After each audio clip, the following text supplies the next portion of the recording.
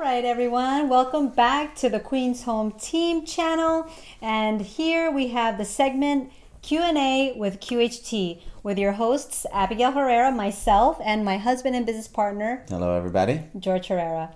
All right, so here's where we ask some questions that come from poof in the air. Sometimes they come from Reddit, sometimes they come from people having conversations with us, sometimes we get reached by email, text. Sometimes in the mind. Yes. It just happens. So here are some questions relating to New York State real estate. And so we'd like to just kind of shoot off here. All right? So George, Okay. there's a question for you. Okay. You ready? I'm ready. Are you sure? I was always ready. I'm Okay. always ready for a real estate question. Okay. Yes, you are. It's true. Okay. The title is Not Sure Why Our House is Not Selling. Okay. Okay. Now, besides the interest rates, we are at a loss. We started at 675, then dropped to 650, which is 25 less than comparables. The house has paid for solar and geothermal, which makes net zero utilities. Fancy. But in 2 months, we have had 5 showings and 2 open houses that no one showed to. Wow, so that means the showings no one showed up to. Excuse me, Wait, 5 showings, 2 open houses where no one showed. Ooh. Those that have come through had no complaints other than that one stating there were too many stairs to the backyard. Please check the link and provide honest feedback. So this is where they provided some pictures Sure. of their house, etc. Yeah. Okay. Now the questions are: is it priced too high? Second, would it be better to empty the house?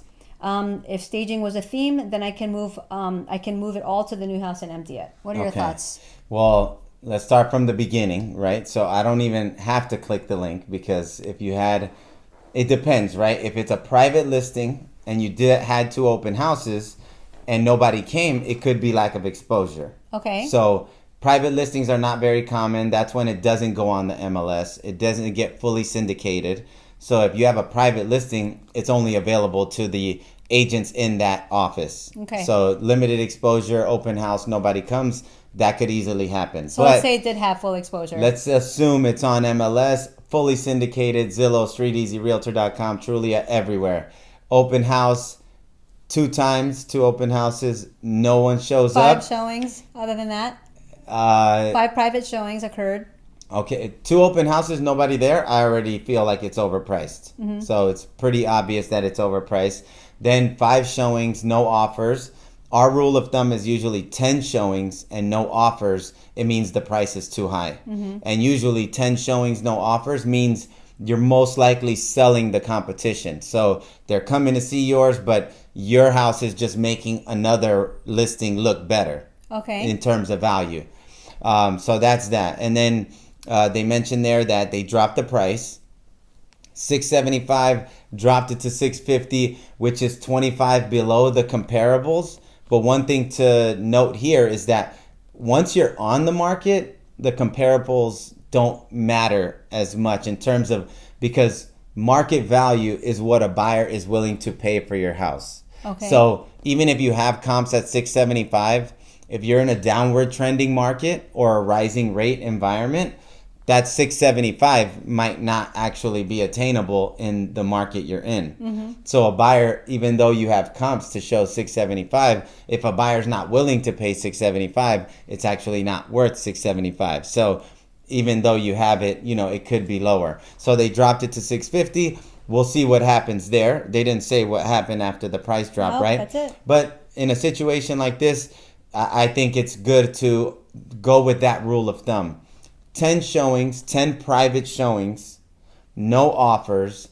That means you're not there yet. You're not in the sweet spot. Okay. When you're in the sweet spot, you have 10 showings and you'll have offers in there. Okay. Right? Got it. What else was there to address? That's it, really. They mentioned something about staging or... Yeah, if they were to empty the house and perhaps do some staging. Yeah, that could be... So you need feedback, right? Those 5 people that saw it, you would want to know, what did they think? Yes. And just get some general feedback. Open houses, that's why they're good too, to get feedback. Because let's say it's a crowded home. Let's say it's small, 1,200 square feet, 1,100 square feet, and it has a lot of furniture in there.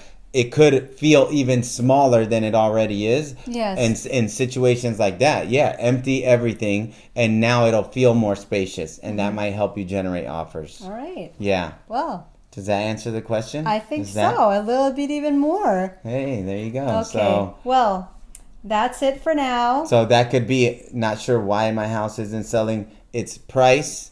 80% of marketing is price. And it could be some of those little things too. The intricacies, the nuances. Marketing as well. Yes. Yes. Yeah, okay. there you go. Well, if you have any other questions for those of you out there in a virtual land, well, not virtual land, but In the real world watching. yes, in the real Yes. world watching. If you have any questions or if you actually like this question, feel free to like. You can share it with someone that you think this would benefit. Yes. If you have any questions yourself and curious to know about the real estate market or anything related to such, guess what?